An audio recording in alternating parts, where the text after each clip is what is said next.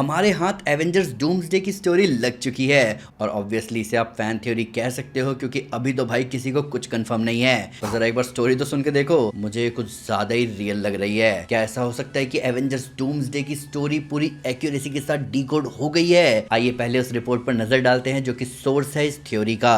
तो ये insider report आज से कुछ दिनों पहले एक्स पर सरफेस करी और इसके आते ही काफी लोग और काफी मीडिया आउटलेट्स इससे इंटरैक्ट करते हुए भी दिखे और इसी वजह से ये रिपोर्ट हमारी नजरों में भी आई। अब इस रिपोर्ट के एनालिसिस पर चलने से पहले आओ इस रिपोर्ट में लिखे पूरे डूम्सडे के प्लॉट को सुनते हैं। तो मूवी शुरू होती है न्यूयॉर्क सिटी से जहां भारी बारिश हो रही है और फिर हमें दिखता है स्पाइडरमैन जो कि स्काई स्क्रेपर्स के बीच से स्विंग करते हुए जा रहा है, पर स्विंग करते हुए उसे कुछ एहसास होता है और वो रुक जाता है। फिर स्पाइडरमैन अपना मास्क उतारता है और हमें दिखता है कि ये टोबी मैगवायर का स्पाइडरमैन है और तभी पीटर आसमान की ओर देखता है जहां पूरा आसमान रेड हो चुका था और आसमान में एक दूसरा अर्थ नजर आता है जो कि इस वाले अर्थ के नजदीक आ रहा था।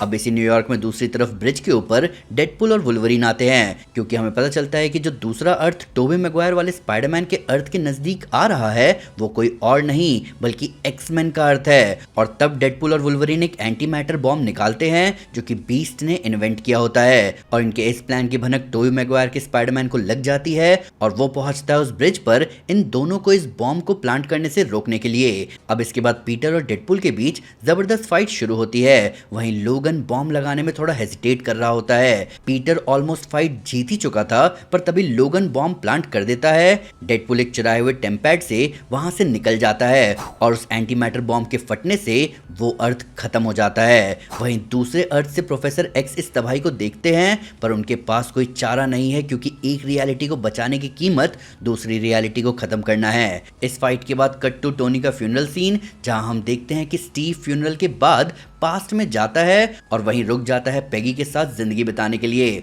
उन दोनों का एक बेटा भी होता है जिमी नाम से, पर टेक्निकली ये टाइमलाइन एग्जिस्ट नहीं करनी चाहिए थी और इसी वजह से स्टीव रॉजर्स से मिलने आता है लोकी और वो उसे बताता है टाइम वेरिएंस अथॉरिटी यानी टीवीए के बारे में जो कि इस टाइमलाइन को देर सबेर प्रून कर ही देंगे और इस वजह से वो यहाँ नहीं रह सकता। पर लोकी स्टीव को एक ऑप्शन देता है कि वो स्टीव और उसकी पूरी फैमिली को यूनिवर्स 828 में ले जा सकता है। जी हाँ, फैंटास्टिक फोर वाले यूनिवर्स में। तब स्टीव रॉजर्स लोकी का ऑफर एक्सेप्ट कर लेता है। लोकी उन्हें 828 में ले आता है और स्टीव को टीवीए से कांटेक्ट करने का एक कार्ड देता है जिसे वो जरूरत पड़ने पर मिल सके। अब इसके बाद हमें दिखता है बैक्स्टर बिल्डिंग का सीन जहां डूम, सू और फ्रैंकलिन से मिलने आया हुआ है और वो इस तरह से बात कर रहा है जैसे कि वो सालों से मल्टीवर्स और इंकर्जन के बारे में स्टडी कर रहा था। अब डूम रीड से कहता है कि उनका खुद का यूनिवर्स खतरे में है और ये इंकर्जन रैंडमली नहीं हो रहे, इनका एक पैटर्न है और इन सब से बचने का एक ही रास्ता है और वो है डूम और रीड को साथ मिलकर काम करना होगा।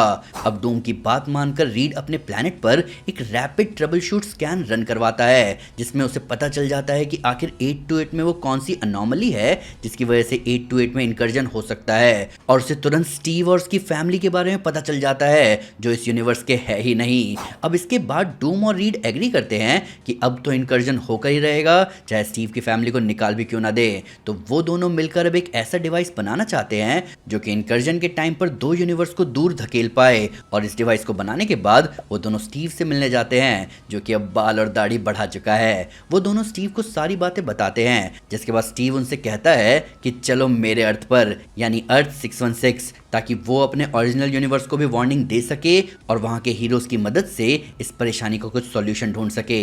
अब प्लॉट यहां से शिफ्ट होता है अर्थ 616 पर जहां हमने थंडरबोल्ट्स के पोस्ट क्रेडिट सीन में देखा था कि फैंटास्टिक फोर की शिप पर न्यू एवेंजर्स की नजर पड़ी थी। अब यहां हम देखते हैं कि न्यू एवेंजर्स के अलावा सैम विल्सन की एवेंजर्स टीम ने भी उस शिप को देखा था और सैम और उसकी टीम न्यू एवेंजर्स से पहले फैंटास्टिक फोर के पास आ जाते हैं पर सेफ्टी के लिए थॉर फैंटास्टिक फोर को कन्फ्रंट करने के लिए आगे जाता है और इसका दूसरा रीजन ये भी था कि मूवी में लव ने थॉर को कई बार वार्निंग दी होती है कि उसे बहुत बुरे नाइटमेयर्स आ रहे हैं कि सब कुछ खत्म होने वाला है। तो इस वजह से थॉर सबसे पहले कन्फ्रंट करने जाता है पर थॉर को रिलीफ तब मिलता है जब वो रीड के साथ स्टीव को देखता है और स्टीव थॉर के हाथों से म्योनिट समन करके प्रूव करता है कि वही असली स्टीव है। अब हीरोज के इस इंटरेक्शन के दौरान वहां पर शूरी भी आती है और सारे हीरोज फैंटास्टिक फोर की शिप पर चढ़ जाते हैं। द थिंग यूएस एजेंट की शील्ड भी भी ठीक कर देता है और शूरी और भी कई हीरोज को कांटेक्ट करती है, पर उन सभी में ब्रूस बैनर उनका कॉल नहीं उठाता।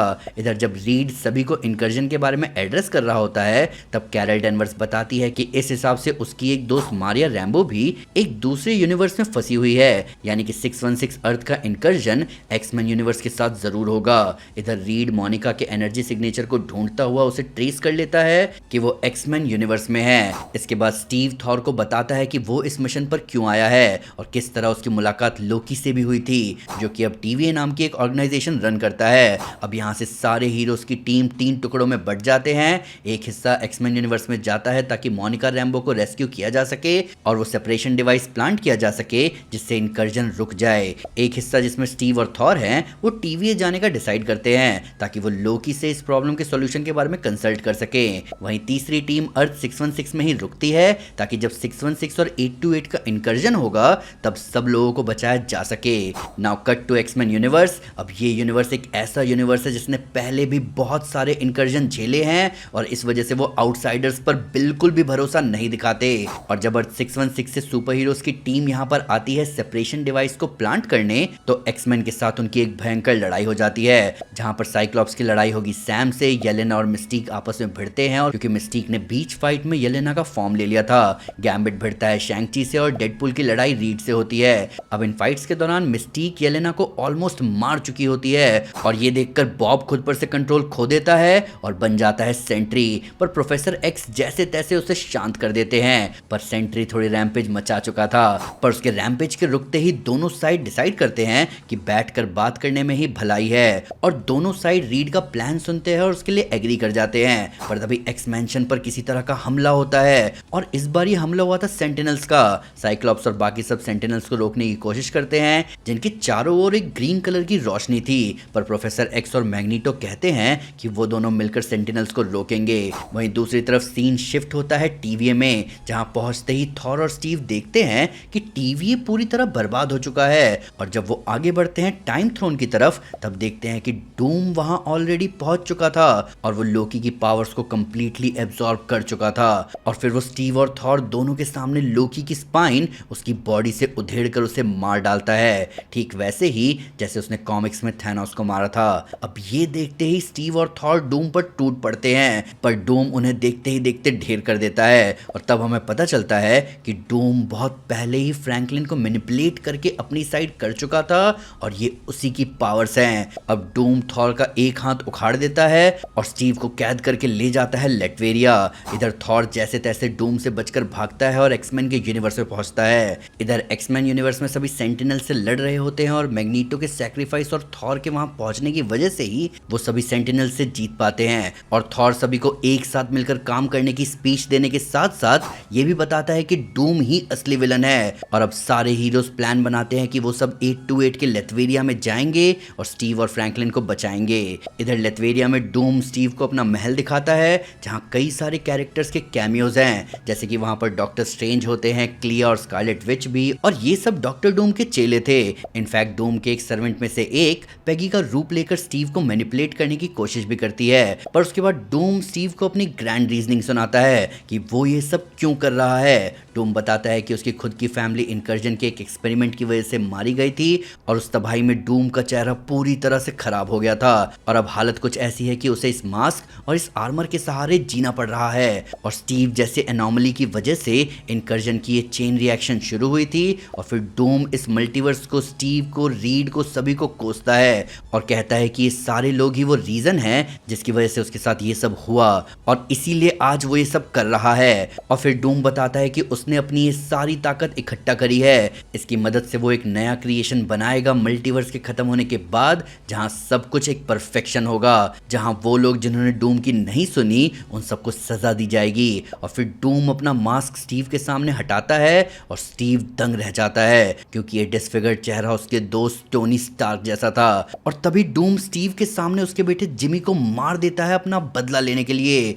और अब आता है मूवी का फाइनल एक्ट, यानी कि एक ऑल आउट वॉर ऑफ लेथवेरिया, जहां पर आने से पहले थॉर ने ओडिन से प्रार्थना की थी और ओडिन ने जवाब के तौर पर वेलहाला से अपनी डिवाइन आर्मी भेजी, जिसमें जेन फॉस्टर और हाइमडाल भी शामिल हैं। अब Avengers, New Avengers, X-Men, Wakandans, Thor और उसकी डिवाइन आर्मी सब मिलकर डूम और उसकी आर्मी पर अटैक करते हैं। अब इस घमासान वॉर के बीच अर्थ 616 और 828 का इंकर्जन भी चल रहा होता है और सेंट्री इस इंकर्जन को अपनी बाहों के जोर से रोकने की कोशिश भी करता है। वहीं रीड अपनी एक शिप, जिसे वो आर्क कहता है, उसके साथ वहां आता है, जो कि एक स्पेस लाइफ शिप जैसी है, और वो कुछ हीरोज को उसमें आ जाने को कहता है। पर ऑफ कोर्स वक्त बहुत कम था, इस वजह से ज्यादा हीरोज उस आर्क पर नहीं आ पाते। इधर अर्थ 616 में भी कई हीरोज इंकर्जन के दौरान लोगों को बचा रहे होते हैं। वहीं दूसरी तरफ यंग एवेंजर्स की टीम एक प्लान बना रही होती है, पर इन सब के अंत में इंकर्जन होता है और पूरा मल्टीवर्स खत्म हो जाता है। अब इस वॉइड स्पेस में बस डूम खड़ा है और जिन पावर्स को उसने लोकी और फ्रैंकलिन से चुराया था वो उन्हें इस्तेमाल करके एक नई दुनिया बनाता है, जिसका नाम होता है बैटल वर्ल्ड। और फिर हमें स्क्रीन पर एक टेक्स्ट दिखता है जहां लिखा आता है कि बैटल वर्ल्ड को डूम ने इस तरह से बनाया था कि वहां रहने वाले लोगों को कभी ये याद ही नहीं रहेगा कि इससे पहले भी कुछ एग्जिस्ट करता था। वो सारे कैरेक्टर्स को रिवाइव करेगा अपनी नई दुनिया के सिटीजन्स के तौर पर, और उन सबके लिए डूम ही उनका भगवान होगा और वही होगा बैटल वर्ल्ड का राजा भी। और अब बारी आती है पहले पोस्ट क्रेडिट सीन की, जहां एक लॉन्ग शॉट है पूरे बैटल वर्ल्ड का और फिर कैमरा पैन करता हुआ डूम के कासल की तरफ आता है, जहां हमें थॉर कॉर्प्स दिखते हैं और कासल के बाहर गैलेक्टस भी खड़ा होता है। कासल के अंदर थ्रोन पर डूम बैठा हुआ है, उसके राइट साइड में डॉक्टर स्ट्रेंज खड़ा है और उसके लेफ्ट साइड में सू और फ्रैंकलिन है, जो कि अब डूम की फैमिली है। अब रिपोर्ट में बताया गया है कि एक दूसरा पोस्ट क्रेडिट सीन भी है, पर उस पर अभी काम शुरू नहीं हुआ, इसलिए उसके बारे में अभी कुछ नहीं कहा जा सकता। अब इस पूरी थ्योरी रिपोर्ट को पढ़ने के बाद मैं थोड़ा स्पीचलेस हूँ, क्योंकि इस प्लॉट को पढ़ने के बाद आप अपने ही थोड़े बहुत एक्सपेक्टेशन बता सकते हो, क्योंकि यहाँ थ्योरी बहुत सिंपल है। यहाँ ज्यादा लूपहोल्स नजर आ नहीं रहे हैं सिवाय एक दो सवालों के, जैसे कि डूम टीवीए तक कैसे पहुंचा, पर इसका जवाब सीधा सीधा सामने आ जाएगा क्योंकि वो फ्रैंकलिन की पावर्स चुरा चुका था। पर फिर सवाल उठता है कि वो पहले ही यहाँ क्यों नहीं आ गया, उसे रीड के साथ मिलकर इतना ढोंग क्यों करना था।